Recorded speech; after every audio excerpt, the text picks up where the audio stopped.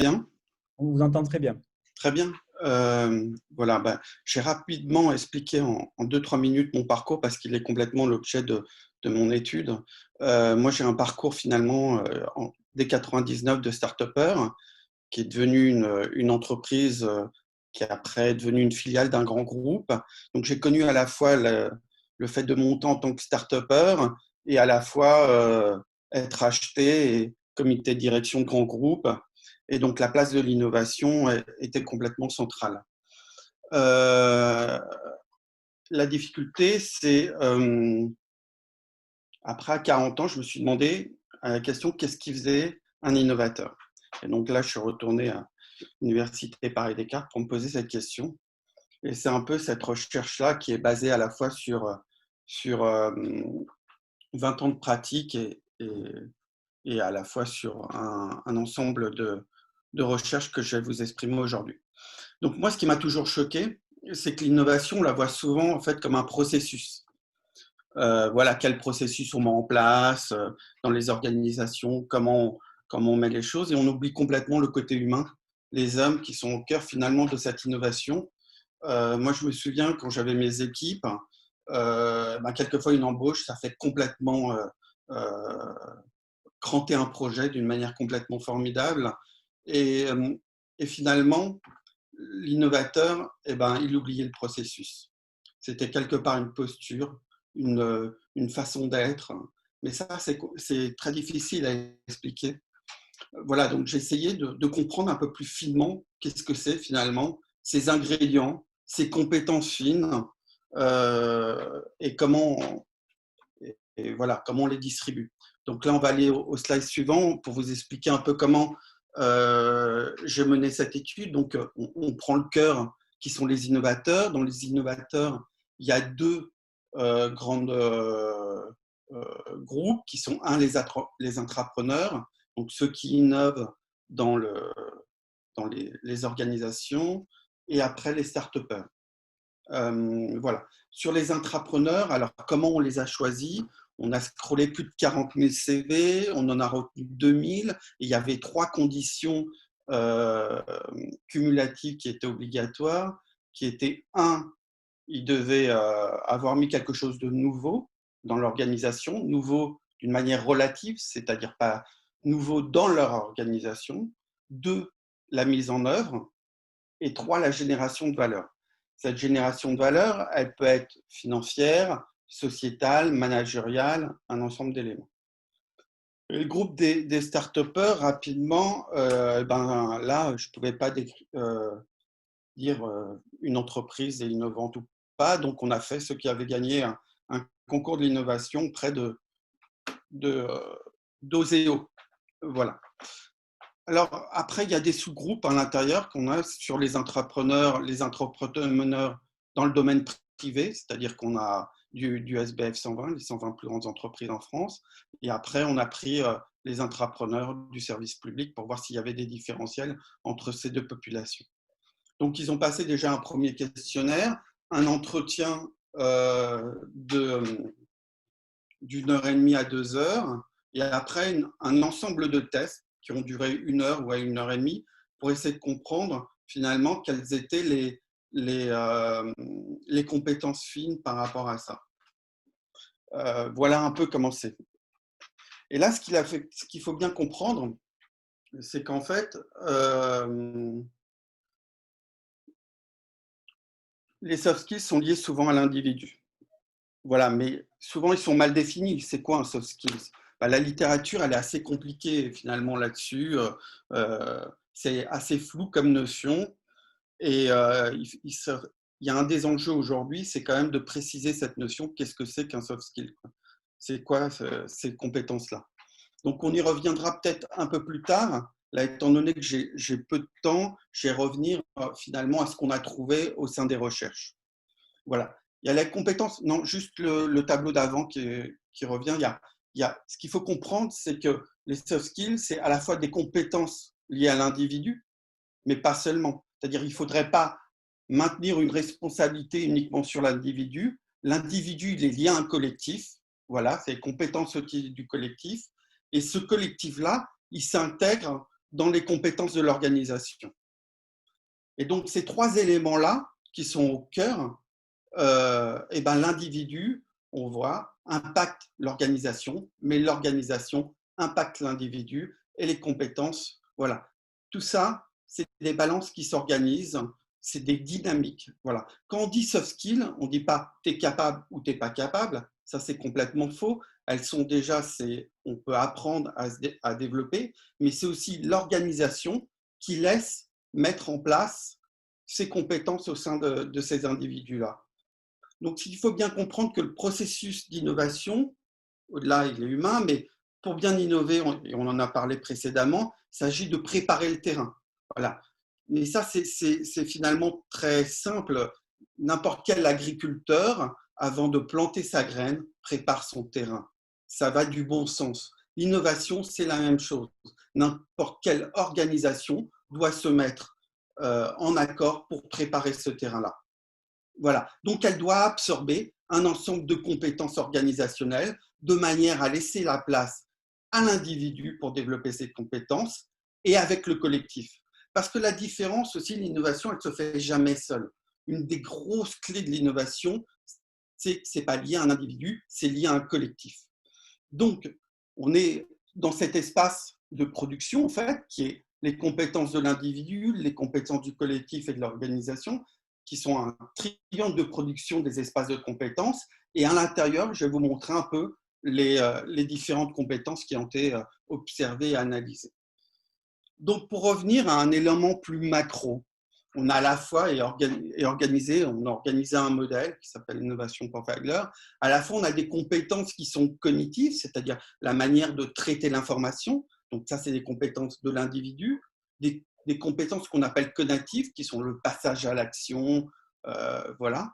Des compétences qui sont de l'intelligence émotionnelle, qui sont clés.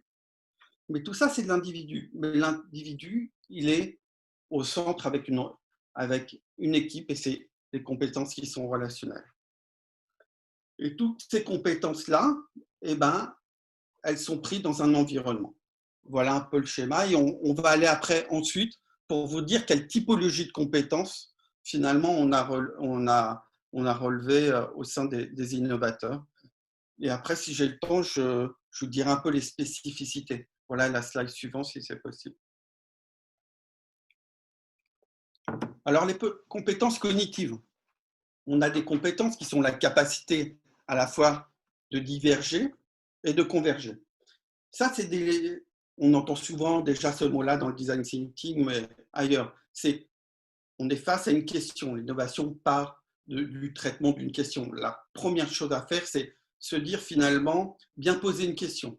Bien poser une question, c'est aussi avoir différentes pistes, diverger. Voilà. Donc ça, c'est une capacité qui est importante. On diverge à un moment. Donc la pensée divergente. Après, c'est la pensée convergente.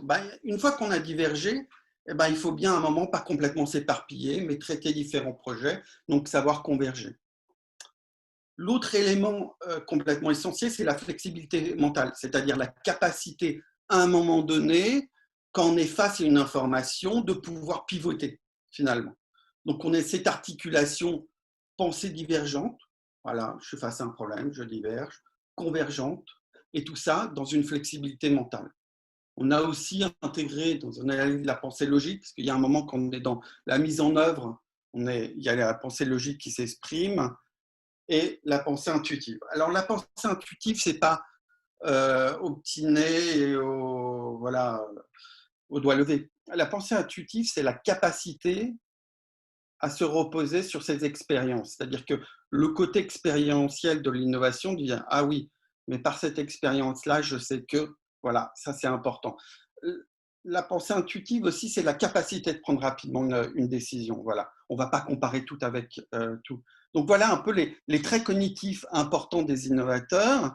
Et après, on va passer au deuxième trait qui sont plus conatifs. Donc là, c'est l'extraversion, la capacité de dire ses émotions, de les traduire avec les autres. On a un groupe, voilà, et on va passer en action comme ça. La tolérance en ambiguïté, ça, c'est un élément essentiel. On parlait tout à l'heure qu'on est de plus en plus dans un monde en mutation, ce qu'on appelle VUCA, voilà, donc ambigu, Et ça, on n'est pas prêt finalement. Le cerveau, ça, eh ben, ce qu'il veut, c'est s'économiser, pas pour rien. Il veut s'économiser parce que plus il s'économise, plus il dure. Donc l'ambiguïté crée une complexité et crée finalement euh, des difficultés. Et on parle, voilà. Donc en fait, ce qu'on observe aujourd'hui, c'est que plus le poste de management est élevé, plus la tolérance en ambiguïté est importante, et de plus en plus aujourd'hui, cette notion, peu importe le niveau qu'on a euh, au vu des différentes tâches qu'on a à faire aujourd'hui, on a besoin d'une tolérance à l'ambiguïté. Dans les années 50, le travail, il était fait par tâche, un individu, voilà. Aujourd'hui, par exemple, celui qui était à la billetterie des trains, il faisait que la billetterie des trains. Aujourd'hui, dans cette profession-là, celui qui fait le train, la billetterie du train, lui demande aussi de faire du commercial, un ensemble des tâches. Donc là, il doit concilier un ensemble d'ambiguïtés dans ces différents niveaux d'analyse. 3, il y a donc la conciliation, devoir concilier différentes informations, voilà. La persévérance. Alors là, la persévérance, elle est à mettre en lien avec la motivation. On a deux tendances, soit parfois on est motivé, et on sait que dans l'innovation, la motivation, elle est finalement en montagne russe un peu. Donc c'est la persévérance qui va à un moment aller au-delà. Et donc voilà, on a mesuré les différents styles de motivation, les différents styles de persévérance. L'ouverture à une nouvelle, la prise de risque, on verra éventuellement tout à l'heure si on a un peu le temps. Donc la capacité à oser, voilà. Après, je m'attardais un peu sur un élément qui est essentiel pour moi, qui est l'intelligence émotionnelle. Alors, sur l'intelligence émotionnelle, il y a la positivité, le fait d'embarquer ses équipes, ça c'est sûr. Mais je voudrais m'attarder sur deux éléments qui sont ce qu'on appelle l'empathie cognitive et l'empathie affective, et vous verrez un peu les différences. L'empathie cognitive, c'est je comprends ton besoin. Voilà. L'empathie affective, c'est je ressens ce que tu penses. Et ça, c'est deux notions complètement différentes. Comprenez bien que l'empathie cognitive, qui est complètement clé chez les innovateurs, c'est je comprends ton besoin à la fois de mes équipes, à la fois de l'usager, du consommateur, et l'empathie affective est aussi un rôle important, c'est je comprends comment vont mes équipes, donc comment je manage les choses. Et tous ces deux éléments, c'est vraiment des marqueurs très forts d'innovation. Voilà, alors je ne sais pas si on aura un peu le temps après de revenir sur les différentes, voilà, parce qu'après tout ça, ça a été analysé très précisément, voilà, d'après différents tests, hein, et d'après l'innovation profiler. Et donc, on a pu voir des différenciations entre, un, les managers dits classiques, c'est-à-dire qui sont en répétition de leurs tâches, et deux, les intrapreneurs, qui a de claires différences. Et à l'intérieur même des intrapreneurs, entre le service public et les services privés, aussi, et le privé, il y a aussi des différences. Et entre autres, une des différences notables, elle y est liée dans l'empathie. Voilà. Pourquoi? Parce qu'un des moteurs des innovateurs du service public, c'est quand même, ils ne bossent pas pour rien, ils bossent pour un intérêt général. Ils bossent pour, voilà. Et donc, ils ont une empathie affective et cognitive beaucoup plus développée, mais très nettement et significativement développée. Voilà, on en discutera. Et ce qui donne beaucoup d'espoir, finalement, dans la capacité d'innover de ce public-là. Après, on a un troisième élément qui est au cœur, c'est c'est bien traiter l'individu, mais l'individu n'existe pas sans le groupe aussi pour innover. Donc, quelles sont mes capacités relationnelles, la capacité à collaborer, à communiquer, voilà. Mais tout ça, c'est bien beau, mais il ne faudrait pas que les soft skills s'aillent sur un potentiel de l'individu et accuser complètement l'individu en disant oui, tu es maître de toutes tes compétences, vas-y, développe-toi, c'est bien, etc. Il faut le mettre en position de pouvoir le faire aussi. Si demain je vous mets dans un placard et j'analyse avant et après, je verrai toutes ces compétences s'effondrer. Il y a un moment, si vous ne mettez pas l'organisation, finalement, dans la capacité à créer un espace, à développer ses compétences, eh ben, ça va être très compliqué. Deuxièmement, ce qui est intéressant, c'est que ces compétences, eh ben, elles sont tous en capacité de se développer. Il y en a une qui est très difficile à développer. C'est la pensée logique. Pourquoi? Parce que la pensée logique, eh ben, toutes nos études sont passées là-dessus, on a passé des années et des années et des années, et finalement, voilà. Mais elle n'est absolument pas discriminante au niveau de l'innovation. Alors, je vais revenir sur les éléments environnementaux qui sont absolument nécessaires pour finalement développer l'innovation et la transfo. Alors, pourquoi on parle d'innovation et de transfo, si je veux mettre une petite parenthèse, c'est que on n'innove pas sans transformer au préalable. Comment? Je dépasse un peu trop? 2 minutes si possible. Comment? En 2 minutes si possible. Ah ouais, ça va être chaud. Alors, il y a à la fois la cohésion d'équipe, ok, donc face à ça, il faut mesurer la cohésion d'équipe, qui est la cohésion entre les différentes équipes aussi, il faut voir, parce que l'innovation se fait de plus en plus en inter-équipe, voilà. La coordination, la collaboration, c'est deux choses différentes et ça faut bien le noter. On peut être coordonné, ok, collaborer, c'est-à-dire se passer l'information, les tâches, mais se coordonner, c'est avoir le même objectif. Et quelquefois, on collabore bien, mais on a des objectifs qui sont différents. Et il y a un moment, il faut noter que ces objectifs sont contradictoires ou différents. Donc, après, il y a l'autonomie. Sa perception de l'autonomie est complètement clé dans le bien-être, dans la capacité à mettre en action. Voilà, il faut bien regarder ça. L'organisation du travail, est-ce que la perception de l'organisation du travail est bonne? L'ouverture du changement, si la capacité d'ouverture du changement de l'organisation et le soutien de l'organisation.